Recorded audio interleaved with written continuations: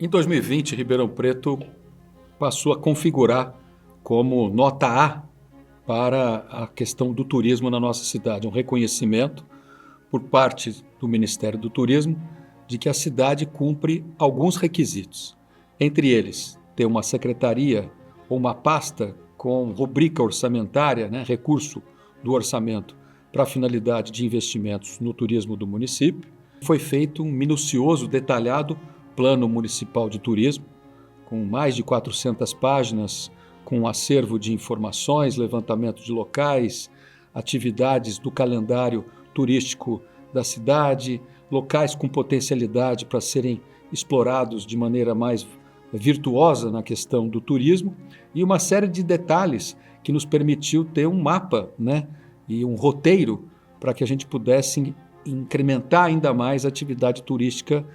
da nossa cidade. Isso demonstra a qualificação e, ao mesmo tempo, a projeção que a cidade tem sobre o aspecto turístico. Essa é a gestão do diálogo. Eu digo sempre que o prefeito Duarte Nogueira, para além de não deixar ninguém para trás, ele pegou todos os diferentes, colocou sentado ao lado dele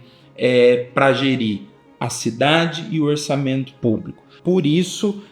o diálogo é o principal para que a gente ouça todos os setores: turismo de negócio, turismo de bares, restaurantes e vida noturna, turismo de saúde, turismo esportivo, turismo cultural, o turismo agro, enfim. Todos esses setores serão ouvidos e vão construir esse plano da cidade conjuntamente com o poder público. É sempre muito positivo ouvir e dialogar com a sociedade civil, porque dessa forma a gente encontra um meio termo para gerir a cidade da melhor forma possível. Ribeirão Preto é bastante conhecida por duas vertentes de turismo: o turismo de negócios e o turismo de eventos. Veja a AgriShow, o Ribeirão Rodeio Music, João Rock, e tantos outros eventos que são muito impactantes, inclusive do ponto de vista nacional, que trazem para a cidade toda uma vitrine de eventos e que envolve, portanto, a questão da indústria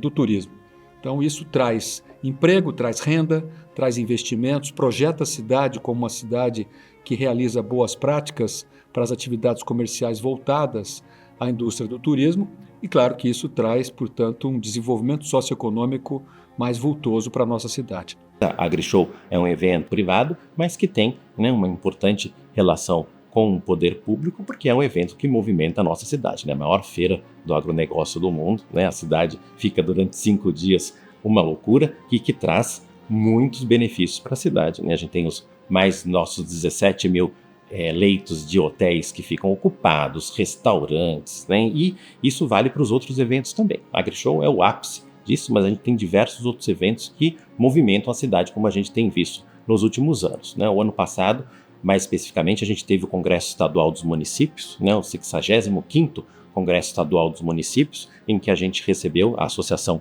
Paulista dos Municípios e foi organizado em conjunto com a Associação Paulista dos Municípios. Esse evento, que tinha sido ocorrido em Ribeirão Preto há 22 anos da outra vez, voltou para Ribeirão Preto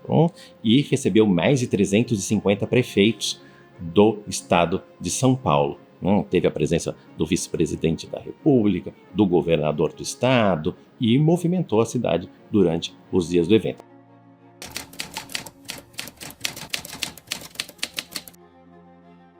Quando eu assumi a prefeitura em 2017, o Sistema Nacional de Informações de Saneamento, o chamado SNIS, apontava que, ao final de 2016, Ribeirão Preto tinha de vazamento, de perdas na sua rede de água, mais de 60%, entre 61% e 62% de perdas de água. Quando nós assinamos esse financiamento em março de 2020 com a Caixa Econômica Federal, entre os recursos da Caixa e aquilo que foi colocado pela Prefeitura, somava mais de 120 milhões de reais que foram sendo aplicados ao longo desses anos para cá. Com esse investimento, que nós chamamos de programa de setorização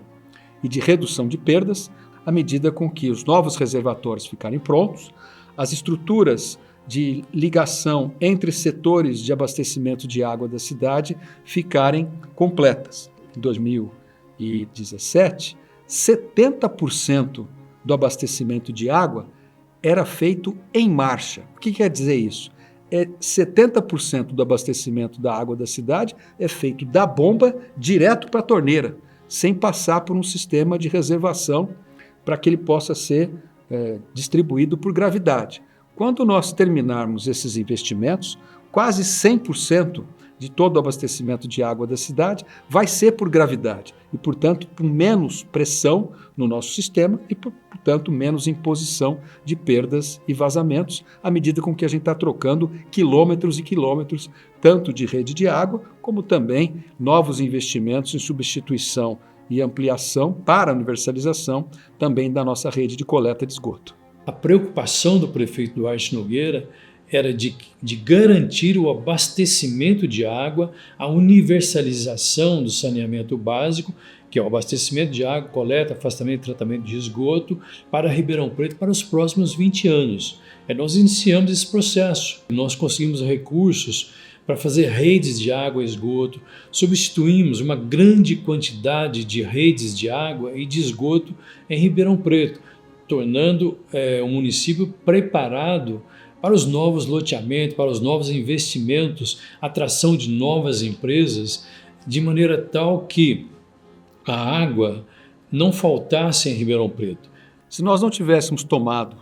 uma série de decisões para realizar investimentos, substituição de rede,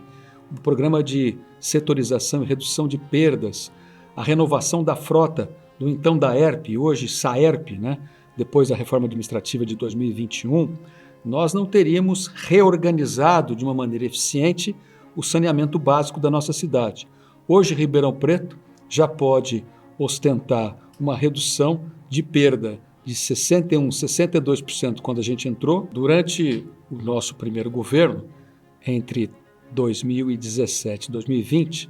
nós fizemos 97,2 quilômetros de novos interceptores, o que é algo muito positivo, considerando a estrutura de rede de esgoto que nós temos na nossa cidade. Ou seja, a cidade está praticamente toda ela coberta com o afastamento do esgoto, da residência das pessoas, e 100% desse esgoto afastado, ele é tratado. Então, Ribeirão Preto passou a ser uma cidade 300%. 100% de água tratada, 100% de esgoto coletado e 100% de esgoto tratado, o que demanda um atingimento do marco nacional do saneamento, que é a universalização total acima de 90%. Esse resultado de investimentos em saneamento básico, que não é só a questão de água, de coleta de esgoto e o tratamento desse esgoto, mas está diretamente ligado à saúde pública e a evitar doenças de natureza endêmica, que são causadas por problemas de falta de saneamento. No último dado, que é o dado oficial do Sistema Nacional de Informações de Saneamento, do ano passado para esse ano de 2024, Ribeirão Preto saltou do número 37º para o 32º melhor indicador de saneamento básico das 5.570 cidades brasileiras, o que é um dado fantástico, que demonstra que os investimentos que a gente fez ao longo desses quase 8 anos foram muito positivos para colocar a cidade nesse patamar de cidade com atingimento de quase 100% de todos esses indicadores.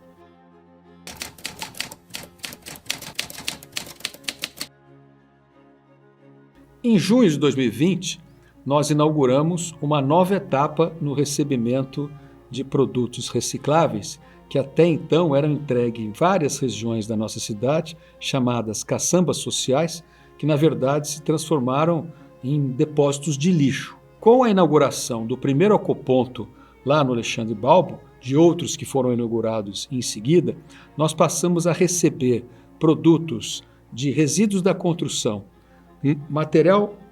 de vidro, metais, papelão, inclusive móveis e trecos, outros, de uma maneira mais organizada, porque o ecoponto recebe esses produtos, existe uma empresa contratada que os recepciona e em seguida leva para a reciclagem, dependendo de cada tipo de origem desses produtos. Nós temos hoje 7 ecopontos funcionando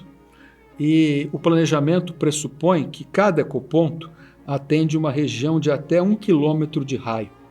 Nós temos a previsão de ampliar o número de ecopontos para entre 15 a 20 ecopontos, que isso vai nos permitir atender praticamente toda a região urbana da cidade de Ribeirão Preto.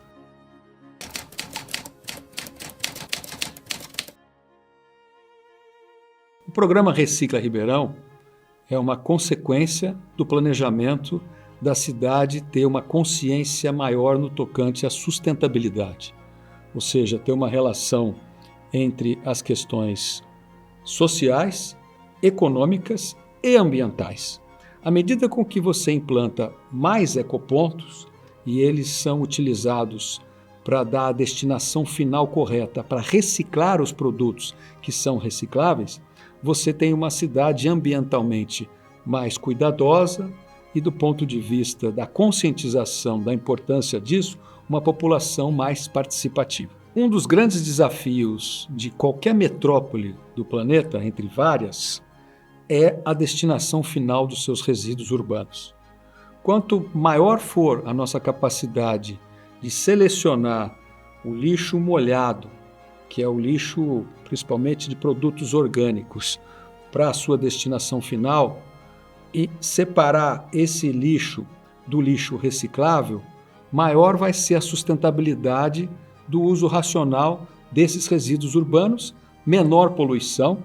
geração de renda, inclusive, nessas atividades de separação e de reciclagem, e, ao mesmo tempo, uma cidade ambientalmente mais correta.